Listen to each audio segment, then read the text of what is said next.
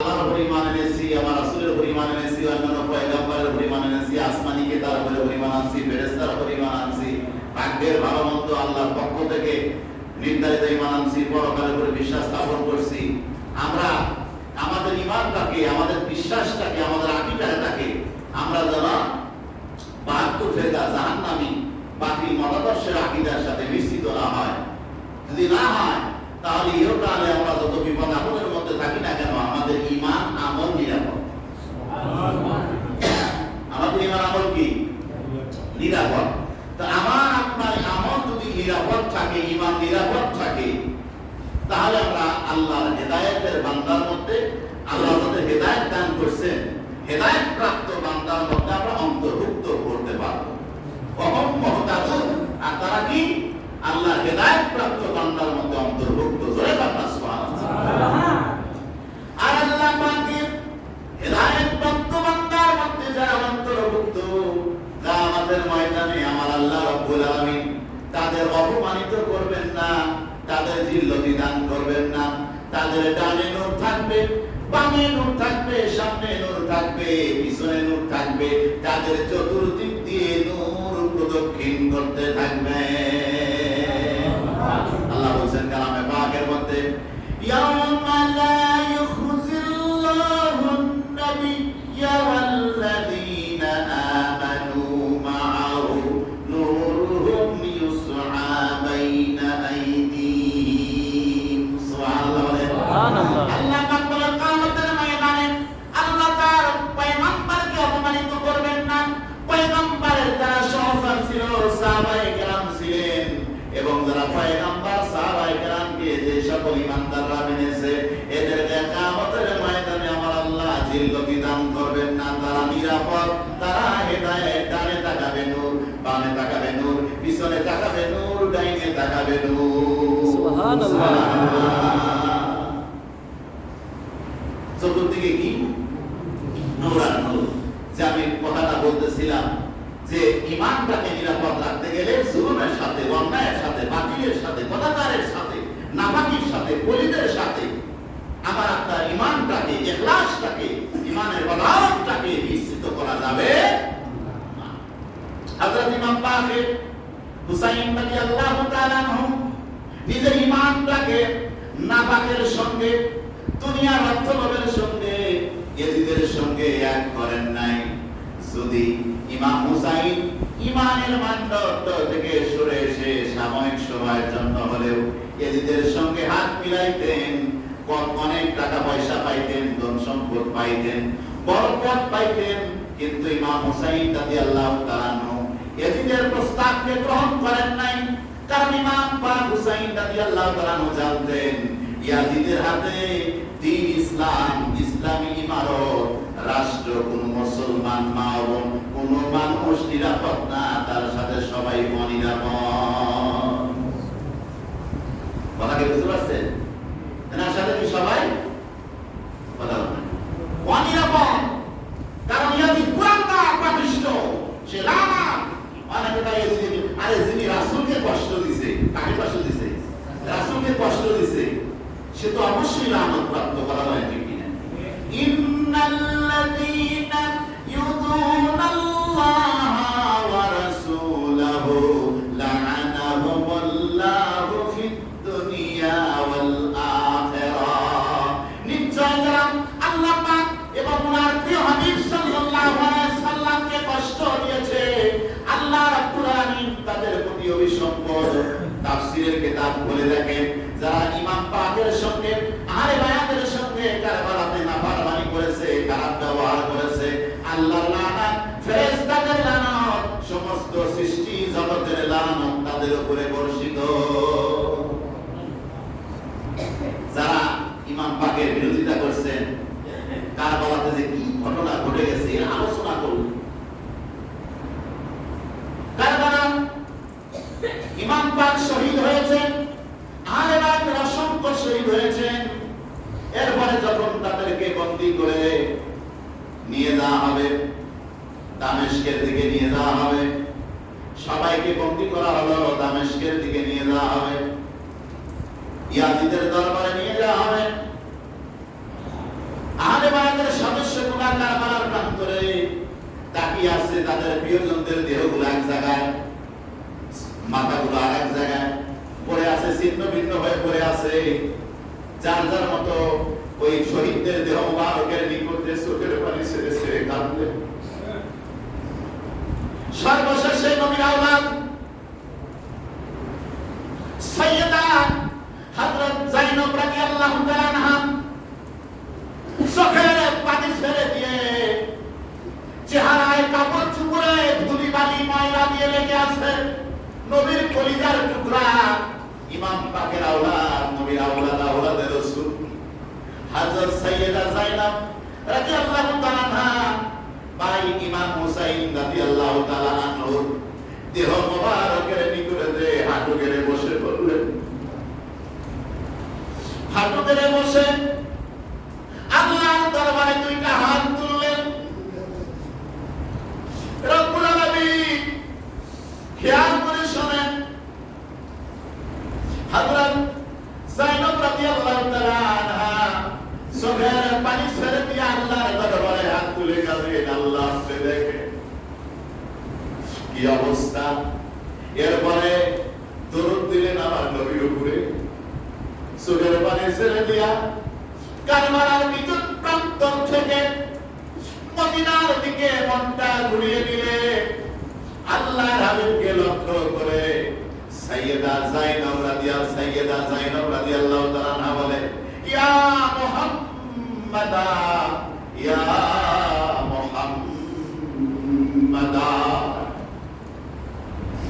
হে আমার নবজান, ইয়া রাসূলুল্লাহ, ফরিয়াদ শুনুন, আপনার উপরে দরুদ ও সালাম বর্ষিত হোক। ওয়া মালাকুস সামাই, আসমানের ফেরেশতাদের পক্ষ থেকে আপনার উপরে দরুদ ও সালাম বর্ষিত হোক। হাযা হুসাইন, এই দিকে তাকায় দেখেন আপনার হুসাইন বিল আরাম। ইয়া রাসূলুল্লাহ, ইয়া হাবিবাল্লাহ, হুজুর তাকায় দেখেন আপনার কলিজার টুকরা ইসলাহের নাতি ইমাম হুসাইন পড়ে আছে কারবালার বিজন মরু প্রান্তরে। আপনার কলিজার টুকরা ইমাম হুসাইন পড়ে আছে। শুধু পড়ে নাই, শুধু পড়ে নাই,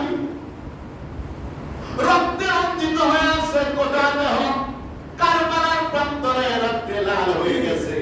ওয়ামাদাউল আযা, দেহগুলা কর্তন হয়ে আছে, অঙ্গ কর্তন করে দিয়েছে। ইয়া রাসূলুল্লাহ, ইয়া হাবিবাল্লাহ, নজর করে দেখেন।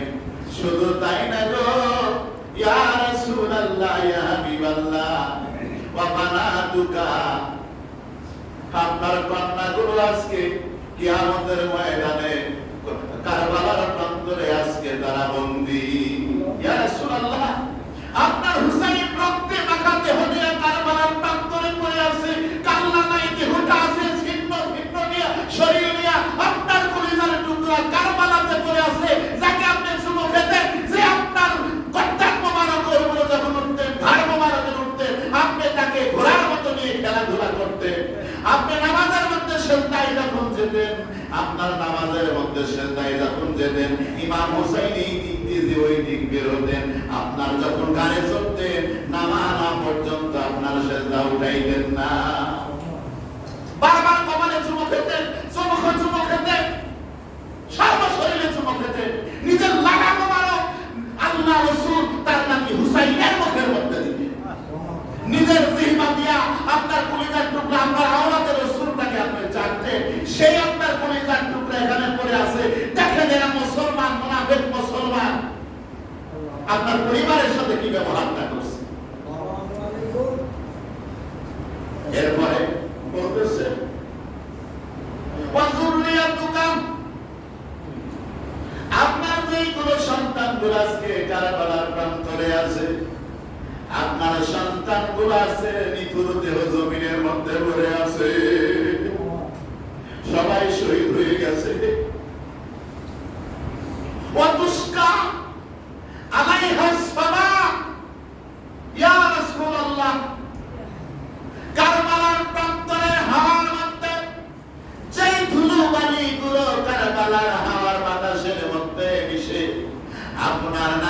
হুসাইন তার সন্তান আহলে বায়াতের শহীদদের দেহের উপরে ছিটাইতেছে। ইয়া রাসূলুল্লাহ, আপনি নজর করেন।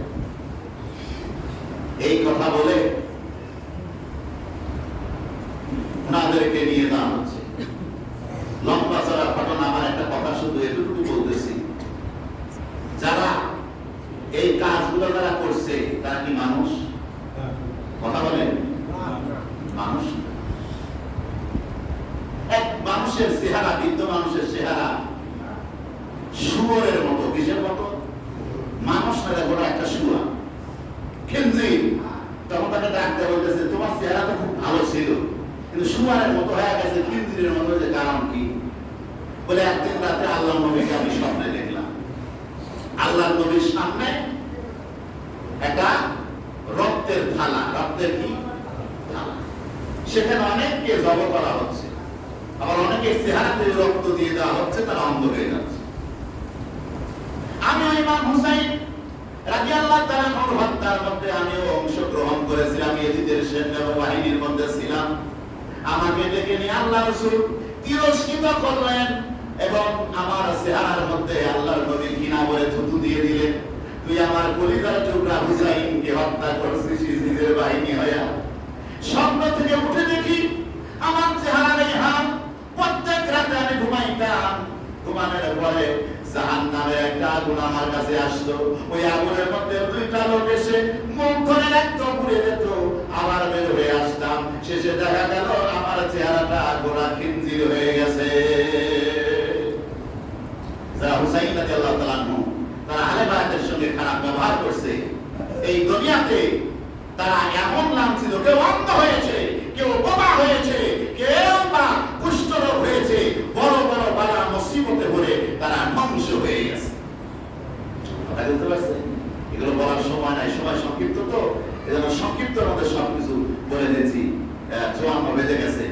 সামিনে হাজরাত, কেউ শান্তিতে নাই। আল্লাহ হাবিব সাল্লাল্লাহু আলাইহি সাল্লামের প্রতি আল্লাহ ওহী দিয়ে বললেন, আয় আমার হাবিব, যারা ইয়াহইয়া ইবনে যাকারিয়া আলাইহিস সালামকে যারা শহীদ করেছে, আর ইয়াহইয়া ইবনে যাকারিয়ার পরিবর্তে ৭০,০০০ কে হত্যা করাইছি, আর আপনার কলিজার টুকরাকে যারা শহীদ করেছে ৭০,০০০ এর ডবল ৭০,০০০ আমি দুনিয়া থেকে বিদায় করে দেব।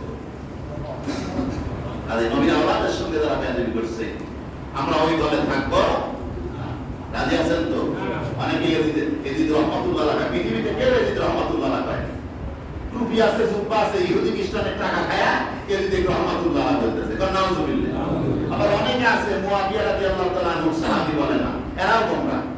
হযরত মুয়াবিয়া রাদিয়াল্লাহু তাআলা আনহু, আলী রাদিয়াল্লাহু তাআলা আনহু, আম্মা জান আয়েশা সিদ্দিকা রাদিয়াল্লাহু আনহা, জামাতে এই সিফিনের যুদ্ধ, উষ্টের যুদ্ধ, জঙ্গে জামানের যুদ্ধ হয়েছিল। এটা ওনাদের ভুল বুঝাবুঝির মধ্যে হয়েছিল। এটাই আহলে হকের রায়। সাহাবায়ে কেরামদেরকে নিয়ে সমালোচনা করা যাবে না। হযরত মুয়াবিয়া রাদিয়াল্লাহু তাআলা আনহু সাহাবী ছিলেন, কাতিল হয়েছিলেন, বাস এতটুকু, আর বেশি বলার দরকার নাই, সমালোচনা করা যাবে না। তবে ওনার পুত্র যে ইয়াজিদ কুরানদার, পাপিষ্ঠ, নরাদাম, জাহান্নামের কীট, এটা আমরা বলি। কথা বলে ঠিক?